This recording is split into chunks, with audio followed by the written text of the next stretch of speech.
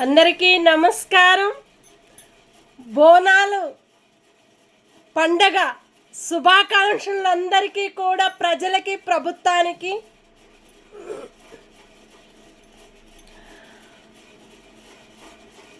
మన రేవంత్ రెడ్డి గారి గురించి మాట్లాడేవారు చాలామంది కూడా ఈరోజు, నిన్న సాయంత్రం నుంచి ఈరోజు దాకా కూడా మాట్లాడుతున్నారు. మహిళలు, ప్రజలు కూడా,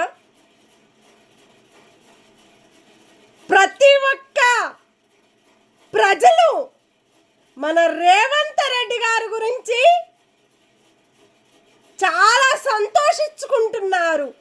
ఎందుకంటే ఆ సంతోషనంతా కూడా ఈ బోనాల పండగకి ప్రజలకు ఒక్క రూపాయి లేకుండా పెట్టాడు కాబట్టి రేవంత్ రెడ్డి గారు ఆ బోనాల పండగకి కూడా, దేవుడికి ఒక రూపాయి వేయటానికి కూడా బోనాల పండగకి పైసలు లేవని చెప్పుకుంటున్నారు ప్రజలు.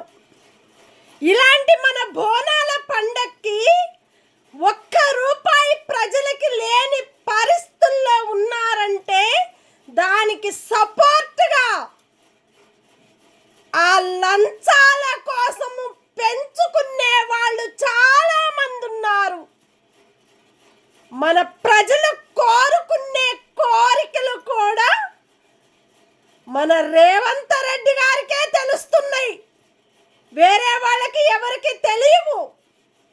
ఎవరైతే బాధపడతారో, ఎవరైతే బాధపడి వాళ్ళ మాటలు బయటికి చెప్తారో, చెప్పిన తర్వాతే రేవంత్ రెడ్డి గారికి తెలిసినా తెలియనట్టే ఉంటారు. తెలుసుకున్నా కూడా తెలియకుండానే వాతేస్తుంటారు. మన ప్రజలు చెప్పే కోరికలు ప్రతి ఒక్కరు కూడా వినండి, చూడండి, చూసి ఆ ఆలోచనలన్నీ కూడా పట్టించుకొని మన రేవంత్ రెడ్డి గారికి ఫస్ట్ ధన్యవాదాలు ఇవ్వండి. ఎందుకంటే ఆ ధన్యవాదాలంటే రేవంత్ రెడ్డి గారు ప్రజల సొమ్ములు, ప్రజల ఆస్తులు, ప్రజల భూములు, ప్రజల ఇళ్ల స్థలాలు కూడా షోకనిగా చేస్తున్నారు. తెలియకుండా చేసుకుంటున్నారు. తెలుసుకొని కూడా చెప్పకుండా కూడా, ప్రజలకి ఏ విషయాలు కూడా తెలియకుండా వాళ్ళు అంత చక్కగా మన రేవంత్ రెడ్డి గారు చేస్తున్నాడు.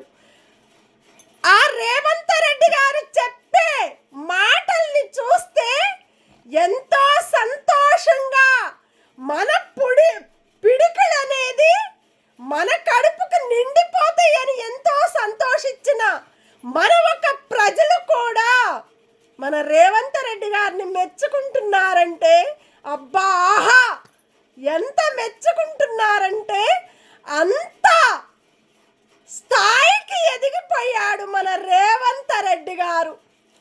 ఆ స్థాయి ఎదిగింది మన పంట పండించిన రైతులు. ఎవరు? మన పంట పండించిన రైతుల ద్వారాగా ఒక స్థాయికి ఎదిగాడు. అట్లాగనే మహిళలు కష్టపడే సంపాదన వాళ్ళ ఇంట్లో పెట్టుకొని కూడా ఈ ప్రతి ఒక్క రేట్లు పెంచిన వల్ల అక్కడ కూడా మన రేవంత్ రెడ్డి గారు మంచి స్థాయికి ఎదిగాడు. అంత స్థాయికి ఎదిగాడంటే అబ్బా ఎంతమంది మన బోనాల పండగ కోరికలు ఎంతమందికి తీర్చాడంటే అంతమందికి కడుపు నింపాడు మన రేవంత్ రెడ్డి గారు. భూములు, ఆస్తులు, అంతస్తులు, పెద్ద కోటీశ్వరుడు అయ్యాడు మన రేవంత్ రెడ్డి గారు.